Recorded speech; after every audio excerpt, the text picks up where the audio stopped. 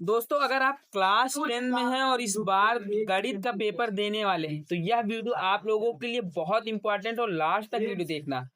आप लोगों को मैं एक मॉडल पेपर लेकर आई हूँ, बहू पेपर। इसमें जो क्वेश्चन कराए जाएंगे बोर्ड में आप लोगों के 101% यहाँ से क्वेश्चन फंसेंगे। तो वीडियो ध्यान से देखना, फुल सॉल्यूशन के साथ वीडियो है तो थोड़ी लंबी होगी, वीडियो लास्ट तक देखना, ठीक है।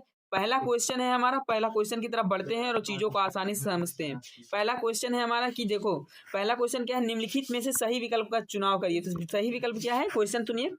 यदि दो संख्याओं का HCF 12 और LCM 180 है तो गुणनफल क्या होगा। 12 और 180 का गुणनफल करेंगे तो हमारा आंसर 2160 निकल के आएगा। कितना निकल के आएगा, 2160, ठीक है, 2160 निकल के आएगा। ये इसका सही आंसर हो जाएगा। क्वेश्चन नंबर 2 है हमारा, बहुपद की शून्यांक क्या है, ठीक है, बहुपद के शून्यांक क्या है। और बहुपद क्या है हमारा, अगर यहाँ पर मैं बहुपद बताऊं तो बहुपद है हमारा, यहाँ पर लिख देता हूँ,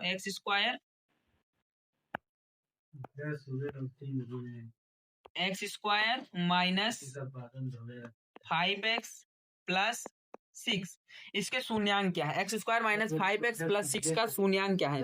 तो जब हम इसको तुलना करेंगे तो एक मान लो इसको मैं -5 को तोड़ेंगे कैसे, तो -2 और +3 में टूट जाएगा ना, टूट जाएगा तो क्या होगा, x एक ब्रैकेट में होगा, -2 होगा, एक में क्या हो जाएगा हमारा, x -3 हो जाएगा, तो इज इक्वल टू क्या हो जाएगा, 0। तो हमारे शून्यांक क्या हुआ, -2 और -3, ठीक है। क्या है शून्यांक हुआ, -2 और -3। इसका ऑप्शन नंबर सी यहाँ पर सही हो जाएगा, ठीक है। आगे बढ़ते हैं, क्वेश्चन नंबर और देखते हैं क्या, समांतर श्रेणी हमारा क्वेश्चन है। समांतर श्रेणी 2, 5, 8, 11, समांतर श्रेणी 2, 5, 8, 11 का 10वां पद पूछा गया। कौन सा पद पूछा गया, 10वां पद पूछा गया, ठीक है। तो आपको सूत्र पता होगा, क्या होगा, an is equal to a plus n-1 into D होता है, ठीक है, n-1 इंटू डी होता है, ठीक है। अब इसमें क्या होगा, अब मुझे कौन सा पद ज्ञात करना है, a10 ज्ञात करना है, ठीक है, a10 ज्ञात करना है।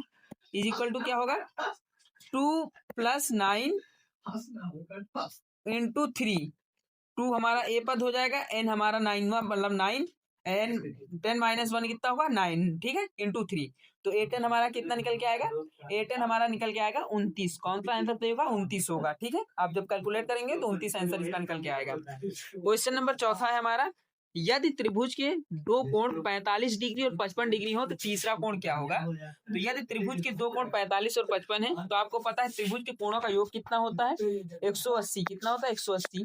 इनको दोनों को जोड़ दीजिए और 180 से घटा दीजिए। जब आप 180 से इन दोनों को जोड़ के घटाएंगे तो इनका जब जोड़ करेंगे 180 माइनस 45 प्लस 55, ठीक है, 5 5 10 और 5 4 9 9 1 11 110। तो कितना आंसर आपका आएगा, 80 ओ 100, मतलब कि 80 आप लोगों का सही आंसर हो जाएगा। ऑप्शन नंबर बी यहाँ पर आपका ऑप्शन सही होगा, ठीक है।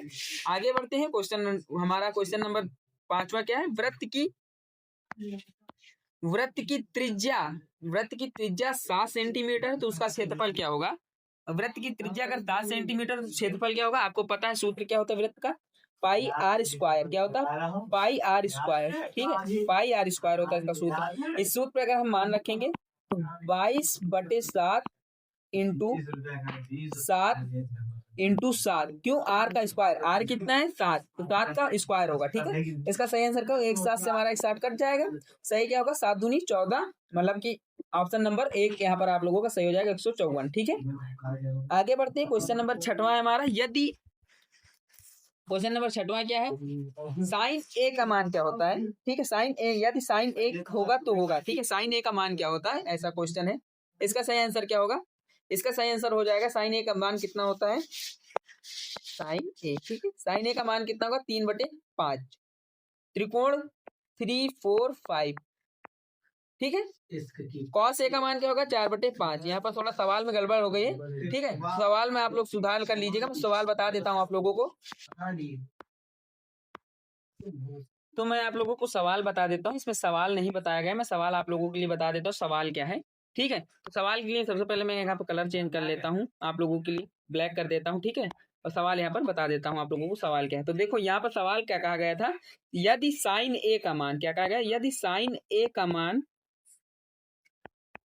ए का मान कितना हो, 3/5 है, ठीक है, 3/5 है, तो कॉस ए का मान पूछा गया था, ठीक, कॉस ए का मान पूछा गया था, कॉस ए का मान पूछा गया था। ये हमारा सवाल है, इसको मैं आप लोग जब पीडीएफ लेंगे तो उसमें मैं सही करके दे दूंगा, आप लोग चिंता मत करिए। यहाँ पर आप लोग समझ लीजिए। तो साइन ए का मान 3/5 हो गया, तो कॉस ए का मान कितना होगा 4/5 हो जाएगा। ठीक है, ये चीजें हैं। कैसे होगा आपको पता है, साइन ए क्या होता है, लंब बटे कर्ण होता है। साइन ए क्या होता है, लंब बटे कर्ण होता है। ठीक है, लंब बटे कर्ण होता है तो साइन ए 3/5 हो जाएगा। इसका मतलब लंब 3 हो गया, हमारा कर्ण 5 हो गया।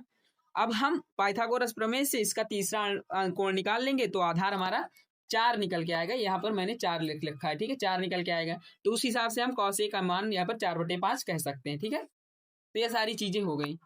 तो ये सारी चीजें आप लोग समझ लीजिएगा। सिंपली आप लोग विकल्प को समझ लीजिए क्या है, इसका सही आंसर क्या होगा।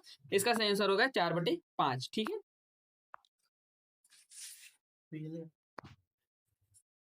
आगे बढ़ते हैं और आगे के क्वेश्चनों को सॉल्व करते हैं।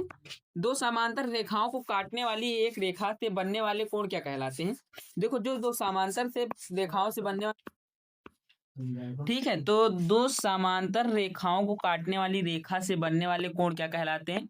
दो समांतर रेखाओं को काटने वाली जो बनने वाली रेखा कोण होते हैं वो होते हैं समतुल्य। कैसे कोण होते हैं, समतुल्य। ठीक है, किसी बेलन का आयतन क्या होता है, तो किसी बेलन का आयतन होता है पाई आर स्क्वायर एच। क्या होता है, पाई आर स्क्वायर एच। अभी मैंने इसके क्वेश्चन भी करवाया था, इसलिए आप लोगों को समझ में आना चाहिए। ठीक है, आगे बढ़ते हैं। यदि किसी घटना की प्रायिकता 0 है, किसी घटना की प्रायिकता 0 है, तो वह घटना क्या होगी। देखो, प्रायिकता कभी 0 हो ही नहीं सकती है, या तो लॉस हान या फिर हेड टेल। प्रायिकता कभी किसी घटना की 0 हो ही नहीं सकती, तो यह असंभव होगा। ठीक है, अब यहाँ पर ग्राफ में एक्स और वाई अक्ष में प्रतिच्छेद क्या बिंदु, देखो ग्राफ में एक्स अक्ष और वाई अक्ष का प्रतिच्छेद बिंदु क्या कहलाता है। तो ग्राफ में जो एक्स अक्ष और वाई अक्ष का प्रतिच्छेद बिंदु होता है, मैं बताऊं उसको क्या कहते हैं, उसके मूल बिंदु कहते हैं। क्या कहते हैं, मूल बिंदु। ठीक है, अब यहाँ से आप लोगों का खंडवा शुरू होता है और लघु उत्तरीय प्रश्न होंगे, 20 अंकों के होंगे। कितने अंकों के होंगे, 20 अंकों के, मतलब कि 10 क्वेश्चन होंगे 2-2 अंक के। ठीक है, 20 अंक का यहाँ से पेपर आपको बनेगा। तो पहला क्वेश्चन है यूक्लिड विभाजन प्रमेय। यूक्लिड विभाजन प्रमेय क्या है, इसे समझाइए। तो पहला क्वेश्चन है हमारा 2 नंबर से, यहाँ पे शुरुआत होता है। यूक्लिड विभाजन के प्रमेय को लिखिए। यूक्लिड विभाजन के प्रमेय को लिखिए, क्या होता है। तो देखो, यूक्लिड विभाजन क्या होता है, किसी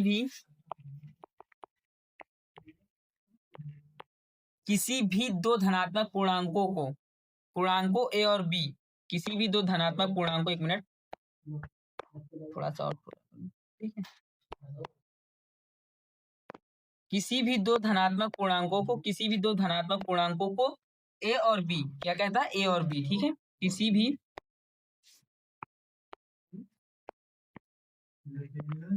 दो धनात्मक पूर्णांक, पूर्णांक ए और बी, क्या, ए और बी। ठीक है, ए और बी। ठीक है, अगर जहां पर क्या कहा गया है कि ए क्या है, छोटा है बी से। ठीक है, एक ऐसी पूर्ण संख्या क्यू और आर होती है। ठीक है, इसका सूत्र सिंपली आप लोग लिख दीजिएगा। क्या लिखना, A is equal to B Q R. क्या होगा, बी क्यू प्लस आर। ठीक है, इसका ये सूत्र हो जाएगा। यहाँ पर मैं थोड़ा सा और प्लस कर लेता हूँ, 5 कर लेता हूँ ताकि और समझ में। ठीक है, तो इसका क्या होगा, ए प्लस बी क्यू आर हो जाएगा। ये इसका सूत्र हो जाएगा। यही सूत्र आप लोग लिख कर चले आएंगे तो आप लोगों को समझा, मतलब अच्छे समझ में आएगा। अब क्या है, ए क्या है, यहाँ पर भाज्य है। क्या है हमारा, ए हमारा क्या हो जाएगा, ए हमारा हो जाएगा भाज्य, और बी हमारा क्या हो जाएगा, भाजक। क्या हो जाएगा, भाजक। ठीक है, क्यू हमारा क्या हो जाएगा, क्यू हो जाएगा हमारा भागफल। आगे अगर बढ़े यहाँ पर क्यू के बाद हमारा आर आता तो आर क्या हो जाएगा, हमारा शेषफल। क्या हो जाएगा, शेषफल। ठीक, शेष जो बचता वही हो जाएगा। ये इसका है। आप लोग अच्छे से, यही पीडीएफ में मैं आप लोगों को भेज दूंगा, अच्छे से आप लोग समझ भी जाएंगे, कोई दिक्कत नहीं है। ठीक है, प्रश्न नंबर हमारा 3 है। हमारा 3 क्या है, बहुपद के शून्यंक किसे कहते हैं। बहुपद के शून्यंक क्या होते हैं, तो देखो बहुपद के शून्यंक भी मैं आप लोगों को बताऊंगा। आगे बढ़ते हैं, चीजों को और समझने का प्रयास करते हैं। ठीक है, बहुपद का शून्यंक क्या होता है, देखो बहुपद का शून्यंक वो होता है यदि किसी बहुपद एफ एक्स के लिए, मान लो बहुपद किससे शुरू होता है, एफ एक्स से शुरू होता है, आप भी जानते हैं एफ एक्स से शुरू होता है, के इज इक्वल टू 0 है, तो उस एक्स के मान के लिए बहुपद का शून्यंक, तो एक्स का क्या मान है यहाँ पर 0, तो एक्स के मान के लिए,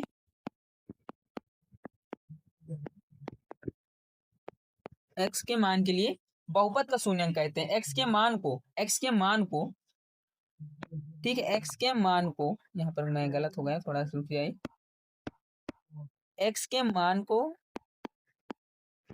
बहुपद का शून्यंक कहेंगे। ठीक है, बहुपद का शून्यंक कहते हैं। ठीक है, शून्यंक कहते हैं। ठीक है, ये हो जाएगा इसका आंसर। आगे क्वेश्चन है, दो संख्याओं के एलसीएम और एचसीएफ में क्या संबंध होता है? तो दो संख्याओं के एलसीएम और एचसीएफ में संबंध सिंपली जानते हो, दोनों संख्याओं का गुणनफल होता है। ठीक है, दो संख्याओं के एचसीएफ मतलब एलसीएम और एचसीएफ में क्या संबंध होता है? तो इसमें सिंपली यही संबंध होता है कि एलसीएम जो है इंटू एचसीएफ हो जाएगा। ठीक, क्या हो जाएगा? एचसीएफ हो जाएगा, एलसीएम इंटू एचसीएफ हो जाएगा। ठीक है, ये चीजें इसमें समझ लीजिएगा। क्या होगा? एलसीएम इंटू एचसीएफ गुणनफल होता है। ठीक है, दोनों मतलब एलसीएम एलसीएम में क्या संबंध है? ये दोनों संख्याओं का गुणनफल होता है। ठीक है, समझाने की तरह समझ अगर समझ में आया तो ऐसे समझ लीजिए। बिना पूरी गणना किए इसका उत्तर निकाल सकते हैं आप, सिंपली इसको गुणा कर दीजिएगा, यही इसका संबंध होता है। ऐसे बता देंगे तो आपको नंबर मिल जाएंगे। ठीक है, कोई दिक्कत नहीं होने वाली। आगे बढ़ते हैं, क्वेश्चन और देखते हैं। समरूप त्रिभुज की परिभाषा दीजिए। समरूप त्रिभुज क्या होते हैं? वे त्रिभुज, यहाँ पर आप लोग मैं लिख कर बता देता हूं। वे त्रिभुज जिनकी संगत कोण बराबर हो, जिनके क्या हो? जिनके नंबर एक यहाँ पर क्या होगा? संगत कोण बराबर हो। ठीक, क्या हो? संगत कोण बराबर हो, ये हो जाएगा कोण बराबर हो। ठीक, बराबर हो। दूसरा क्या है? संगत भुजाएं जो है, इनकी संगत भुजाएं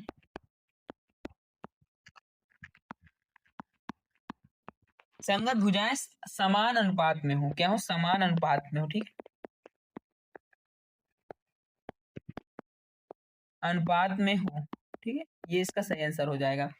अब इसमें थोड़ी राइटिंग मेरी नहीं बन रही, लेकिन विधिवत तरीके से कुछ दिनों में अच्छी अच्छी बन लगी, क्योंकि मैं पहले बोर्ड पे पढ़ाता था तो उसमें अच्छी बनती थी। ठीक है, आगे और बढ़ते हैं। पाई का मान लिखिए, सिंपली क्वेश्चन है तो पाई का मान कौन नहीं जानता? पाई का मान मैं बता देता हूँ, 22/7 होता है। ठीक, 22/7। वृत्त की मतलब कि वृत्त की जो यहाँ पर सिंपली क्वेश्चन क्या है? वृत्त की परिधि का सूत्र लिखिए। तो वृत्त की परिधि का सूत्र क्या होगा? तो वृत्त की परिधि का जो सूत्र होता है वो सिंपली होता है पाई आर स्क्वायर, 2 पाई आर। क्या होता है? 2 पाई आर। ठीक, 2 पाई आर होता है इसका सूत्र। 2 पाई आर। ठीक है, 2 पाई आर इसका सूत्र हो जाएगा। देखो, पाई का मान तो आपको पता है 22/7 हो जाएगा। यहां पर आप लोग जब ये क्वेश्चन ऐसे आएगा सूत्र लिखिए तो केवल सूत्र लिखना, गणना मत करने लगने कि कैसे निकला है, उसमें कोई मतलब नहीं है। ठीक है, केवल सूत्र लिखकर चले आइएगा, नंबर आपको पूरे मिल जाएंगे। प्रायिकता का मान किस सीमा में होता है? तो प्रायिकता का मान जो सीमा अगर सिंपली आपको पूछेगा तो सिंपली कुछ नहीं करना, आप लोगों को क्या लिखना है? 0, क्योंकि आप जानते हैं प्रायिकता असंभव है, तो 0 से तो बड़ा ही होगा, 0 से बड़ा होगा, और जो इसका नंबर होगा उससे कम होगा, ये भी चीज याद रखना। ठीक है, उससे कम होगा, यही प्रायिकता का मान होता है। प्रायिकता की सीमा आप लोगों को ऐसे ही लिखना, उसकी कोई परिभाषा नहीं होती। अगर आपको नंबर पाने हैं तो फिर आपको ऐसे ही लिखना होगा, प्रायिकता की सीमा। ठीक है, आगे बढ़ते हैं। और क्वेश्चन क्या है? किसी बिंदु के निर्देशांक क्या होते हैं? तो किसी बिंदु के जो निर्देशांक होते हैं वो क्या होते हैं? देखो, ग्राफ में अगर निर्देशांक के बारे में जानकारी लेंगे तो एक्स होता है, क्या होता है? एक्स होता है और वाई होता है, यही दो निर्देशांक होते हैं। ठीक है, ऐसे होती है लाइन, यहाँ से एक्स और वाई। बीच में आपका मूल बिंदु होता है, क्या होता है? मूल बिंदु होता है। इसके एक्स से जो होगी एक्स अक्ष की दूरी मानी जाएगी, और वाई से वाई अक्ष की दूरी मानी जाएगी। इसे ही निर्देशांक कहते हैं, यही क्या कहलाते हैं? निर्देशांक। ठीक है, अब आगे बढ़ते हैं। और भी क्वेश्चंस हैं जिनको सॉल्व कराना, पूरा पेपर में लेकर आया आप लोगों के लिए, इसलिए थोड़ा सा टाइम लगेगा, पर आप लोगों को समझ में जरूर आएगा। बेलन के वक्र पृष्ठीय क्षेत्रफल का सूत्र यहाँ पर पूछा गया है। बेलन के वक्र पृष्ठीय क्षेत्रफल का सूत्र क्या होता है? तो सूत्र मैं बता दूं आप लोगों को, उसको होता है 2 पाई आर एच। आपको यहाँ पर सब कुछ पता है, जहां पर आर क्या है हमारी? आर हमारी है त्रिज्या, एच क्या है? एच है हाइट, हाइट मतलब ऊंचाई। ठीक है, एच आई हाइट। ठीक, एच हमारी हाइट है। एपी में प्रथम पद और सार्व अंतर क्या होता है? तो एपी में प्रथम पद और सार्व अंतर क्या होता है? तो एपी में प्रथम पद हमारा ए होता है, क्या होता है? ए होता है, और सार्व अंतर हमारा डी होता है। ठीक है, तब सूत्र क्या बनता है? डी क्या माना जाता है? डी माना जाता है A2 - A1। सार्व अंतर निकालने के लिए ये होता है। ठीक है, उदाहरण के लिए आप कोई भी सवाल उठाकर इसे एग्जाम्पल कर सकते हैं, मैं एग्जाम्पल नहीं करवाऊंगा अभी। आगे बढ़ते हैं। अब यहाँ से आप लोगों के 8 क्वेश्चन होंगे 4 नंबर के। कितने नंबर के? 8 क्वेश्चन है 4 नंबर के, यानी कि टोटल 32 नंबर का पेपर यहाँ पर होगा। यूक्लिड विभाजन की विधि से 135 और 225 का एचसीएफ ज्ञात कीजिए। क्वेश्चन है, बहुत इंपॉर्टेंट क्वेश्चन है, ध्यान से देखिएगा, ध्यान से करिएगा, आप लोगों को मैं खुद समझा कर जाऊंगा, ठीक है।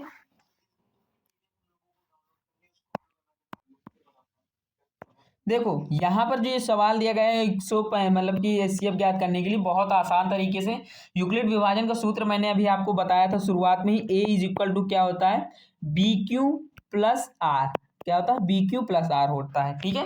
तो चरण एक में हम क्या करेंगे, मतलब कि फर्स्ट में क्या करेंगे, सिंपली हम 225 का, यहाँ पर 225 का क्या भाग 135 से करेंगे, 225 का भाग 135 से कर देंगे। तो इससे क्या होगा, इससे हमें प्राप्त क्या होगा, चरण दो में हम क्या करेंगे, 135 का भाग, जो आप सिंपली जानते हैं, जब इसका भाग हम इससे करेंगे तो हमारा सिंपली क्या आंसर निकल कर आएगा।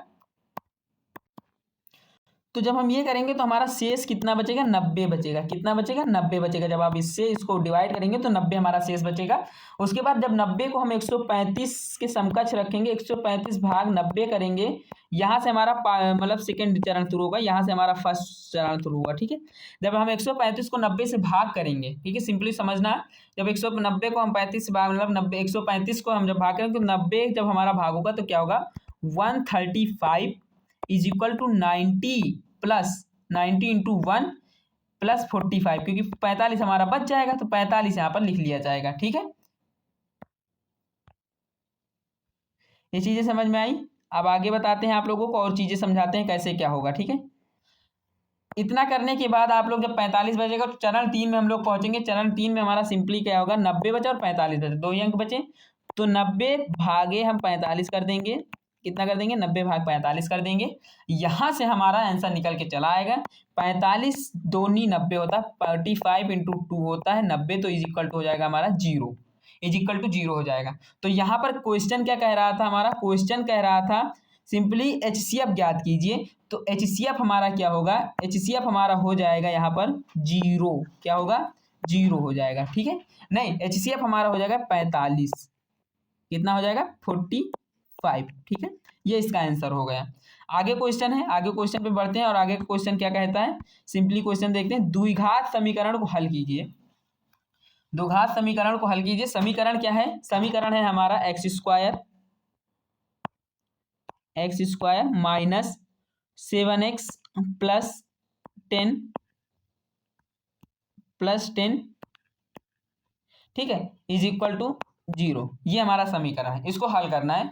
तो हल कैसे करेंगे, तो हल हम करेंगे ऐसे, इसको 7x को क्या करेंगे, तोड़ देंगे। किसमें तोड़ेंगे, एक्स स्क्वायर हो जाएगा हमारा माइनस 5 प्लस 2x, ठीक है, 5 प्लस 2x प्लस 10 हो जाएगा, ठीक है। अब यहाँ पर 10 हो गया।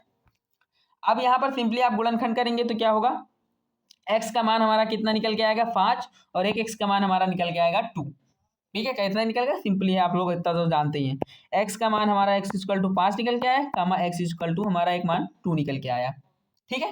जब आप इसको तो खोलेंगे, x square minus 5x plus 2x हो जाएगा, बहुत लंबा करना पड़ेगा। सिंपली आप समझ सकते हैं ऐसे, x का मान 2, x का मान 5, ठीक है। तो उत्तर क्या हुआ, x का मान हमारा x इज इक्वल टू क्या हो गया, 5 कामा 2। ये हमारे ज्ञात हो गए यहाँ पर द्विघात समीकरण का हल हो गया, ठीक है। आगे बढ़ते हैं और क्वेश्चनों को सॉल्व करते हैं। क्वेश्चन नंबर 14 है हमारा, सिद्ध कीजिए कि समान आधार तथा समान ऊंचाई वाले त्रिभुजों का क्षेत्रफल समान होता है। इसको सिद्ध करना है, काफी इंटरेस्टिंग क्वेश्चन है। और सिंपली आप जानते हैं यहाँ पर पूछा क्या गया है, क्षेत्रफल पूछा गया है, तो क्षेत्रफल का सूत्र तो प्रयोग होगा ही होगा। तो क्षेत्रफल का सूत्र क्या होता है, क्षेत्रफल का सूत्र होता है 1/2 आधार इंटू ऊंचाई, क्या होता है, आधार इंटू ऊंचाई, a इंटू एच, ठीक है। देखो क्या कहा गया है, यदि दो समान आधार और समान ऊंचाई है, ठीक है, तो दोनों क्षेत्रफल भी समान होंगे। सिंपली है, आप इसको 1/1 कर तो आपका क्षेत्रफल भी समान ही हो जाएगा, सब कुछ एक हो जाएगा, ठीक है। तो यहाँ पर सिंपली सिद्ध हुआ कि तीनों क्षेत्रफल, यहाँ पर दोनों का क्षेत्रफल समान होता है। इस सूत्र पर रखेंगे, आप कुछ भी मान सकते हैं यहाँ पर AH, और इसको 1/2 आधा कर दिए, आपका आंसर वैसे भी 0 आ जाएगा, तो दोनों समान ही होते हैं, ठीक है। तो यहाँ पर आप लोगों को लेकिन एक चीज याद रखना, कभी भी सिद्ध करने का सवाल आए तो उसमें हेंस प्रूफ या फिर इति सिद्धम जरूर लिखना है, ताकि एग्जामिनर को एक अलग से यहाँ पर इंटेंस पड़ेगा, ठीक है। इस चीज को याद रखना। क्वेश्चन नंबर 15 है, साइन 60 का मान क्या है, ठीक है। क्या है क्वेश्चन, साइन 60 का पूछ लो, वो भी 5 नंबर में। सोचो, ये मॉडल पेपर ऐसा मॉडल पेपर आ रहा है, तो क्या होगा आप लोग जरूर बताएंगे। साइन 60 का मान जो होता है, अगर मैं बताऊं आप लोगों को सिंपली क्या होता है, तो वो होता है √3/2। कितना होता है? √3/2 ये होता है 2। ठीक है, 2 ये होता है साइन 60 का मान। किसी वृत्त की त्रिज्या 14 सेंटीमीटर है तो उसका क्षेत्रफल ज्ञात कीजिए। सिंपली आप लोगों का क्या कहा गया, किसी वृत्त की त्रिज्या जो है 14 सेंटीमीटर है तो उसका क्षेत्रफल ज्ञात कीजिए। आपको पता है कि क्षेत्रफल का सूत्र क्या होता है? क्षेत्रफल का सूत्र होता है हमारा πr²। ये होता है वृत्त के क्षेत्रफल की बात हो रही है तो वृत्त के क्षेत्रफल का सूत्र यही होता है। तो हम सिंपली इस सूत्र पे इसका मान रख देंगे 22/7 इंटू त्रिज्या कितनी गई 14, तो यहाँ पर हम इंटू 14 इंटू 14, ठीक है, 2 बार करेंगे। 7 एकम 7 दूनी 14, 14 दूनी 28, 22 इंटू 28। जब 22 इंटू 28 हम यहाँ पर गुणा करेंगे, आप लोगों को करके बता देते हैं। जब 22 इंटू 28 का हम यहाँ पर कैलकुलेट करेंगे, गुणा करेंगे, तो हमारा आंसर निकल के आएगा 616। कितना निकल के आएगा? 616। ठीक है, 616 यहाँ पर सही हो जाएगा। आगे बढ़ते हैं और अब यहाँ पर क्वेश्चन नंबर 17 है। एपी से क्वेश्चन है, बहुत इंटरेस्टिंग क्वेश्चन और ऐसा क्वेश्चन बहुत अच्छे अंक देकर चला जाता है। तो ध्यान से देखना और ध्यान से समझने का प्रयास भी करना, क्योंकि मैं आप लोगों को बेहतरीन तरीके से समझाते हुए चल रहा हूँ। ये मेरी मैथ की पहली क्लास है आप लोगों के लिए, इसलिए आप लोगों को नया लग रहा होगा, लेकिन सिंपली मैं बहुत दिनों से आप लोगों के लिए इस चीज़ की तैयारी करवा रहा हूँ। ठीक है, अब यहाँ पर आगे बढ़ते हैं। क्वेश्चन नंबर हमारा 17 है। एपी का 5, 8, 11 का 15वां पद ज्ञात कीजिए। तो यहाँ पर 15वां पद ज्ञात करने के लिए कहा गया है। तो पहला पद हमें पता है कि पहला पद क्या है, a = 5 है। ठीक है, पहला पद 5 है। सार्वअंतर निकालेंगे, सार्वअंतर निकालना मैंने बताया था, हम 8 से 5 को घटा देंगे तो हमारा सातवां अंतर कितना निकल गया है, 3। ठीक है, अब यहाँ पर सूत्र का प्रयोग किया जाएगा। सूत्र क्या होगा हमारा, हम सिंपली मैं आप लोगों को ये भी बता देता हूँ सूत्र क्या होगा। सूत्र होगा an = a plus n-1 into D. इस सूत्र पे आप लोग आंसर रख देना, मतलब सॉल्यूशन रख देना। मैं आंसर आप लोगों को बता देता हूँ कितना आएगा। आंसर आएगा आपका 47। सूत्र से आंसर निकालकर आप लोग कमेंट जरूर करना कि आप लोगों को किसका किसका आंसर 47 आया है। ठीक है, तो टाइम वेस्ट होगा क्योंकि सूत्र मैंने आप लोगों को बता दिया, इस सूत्र पे रख देंगे, आप लोगों को आंसर निकल कर चला आएगा। ठीक है, आगे बढ़ते हैं। यदि एक पासा फेंका जाए तो सम संख्या आने की प्रायिकता ज्ञात कीजिए। यदि एक पासा फेंका जाएगा तो सम संख्या आने की प्रायिकता ज्ञात कीजिए। ठीक है, देखो एक पासे की बात हो रही है यहाँ पर। ठीक है, किसकी बात हो रही है, पासे की। पासे में फलक कितने होते हैं, संभावित परिणाम, मतलब संभावित परिणाम कितने आ सकते हैं, 1 से 6 होता है। तो यानी कि 6 तक परिणाम आ सकते हैं। परिणाम कितने में, 6। यानी कि 1 भी आ सकता है, 2 भी आ सकते हैं, 3 भी आ सकता है, 4 भी आ सकता है, 5 भी आ सकता है, 6 भी आ सकता है। पूछा क्या किया गया है, समान सम संख्या। अब सम संख्या इसमें कौन कौन सी, सम कितना है, 2 है, 4 है, 6, 3 सम संख्याएं हैं, 2, 4, 6। ठीक है, तो अनुकूल परिणाम मतलब कि 3 ही अनुकूल परिणाम हुए, 3 अनुकूल परिणाम हुए। तो सिंपली 3 परिणाम में 6 से डिवाइड कर दीजिए तो कितना होगा, आधा, 1/2। इसका सही आंसर क्या होगा, 1/2 चांसेस हैं सही आंसर आने के। ठीक है, दूरी समय ग्राफ क्या दर्शाता है, तो दूरी समय ग्राफ क्या दर्शाता है, मैं उसके आंसर आप लोगों को दिए देता हूं। तो हम लोगों से क्या पूछा गया, दूरी समय ग्राफ क्या दर्शाता है। देखो दूरी समय ग्राफ सिंपली आप लोग कुछ भी लिख सकते हैं, मैं आप लोगों को सिंपली बताता हूँ।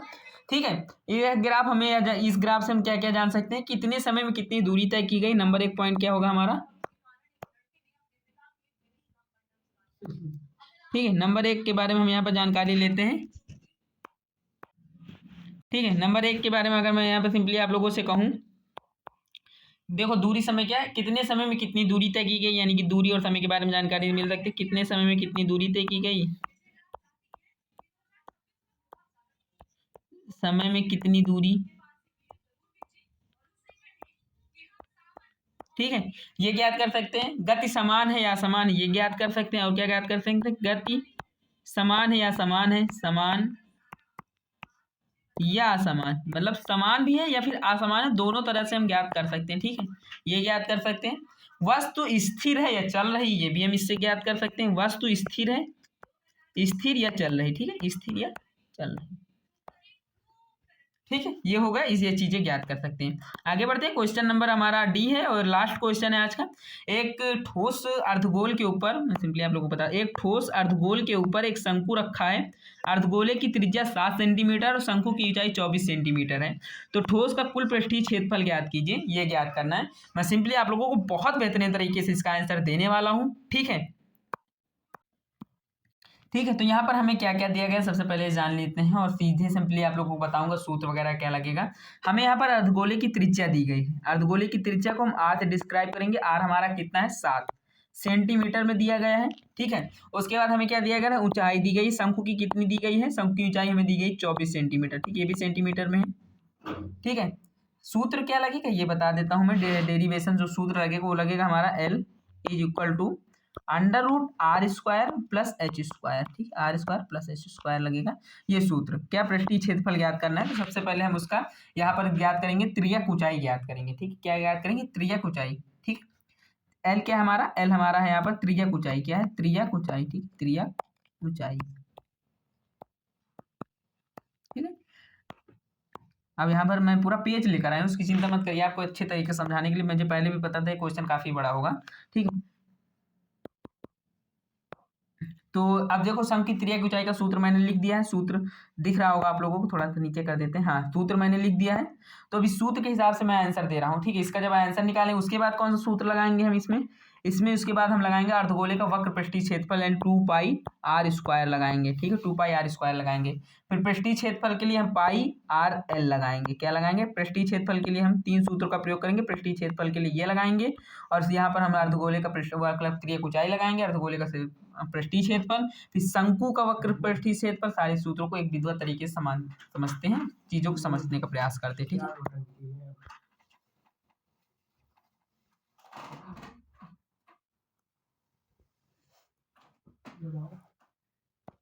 सिंपली यहाँ पर मैं एल बराबर निकालता हूँ। एल बराबर आप लोगों का मान निकालता हूँ। एल बराबर कितना निकलेगा, एल इज इक्वल टू हमारा हो जाएगा under root 7 square plus 24 square.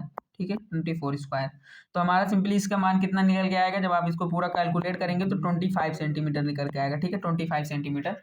चरण 2 में हम क्या करेंगे, अब वक्र पृष्ठीय क्षेत्रफल निकालेंगे। क्या निकालेंगे, वक्र पृष्ठीय क्षेत्रफल। ठीक है,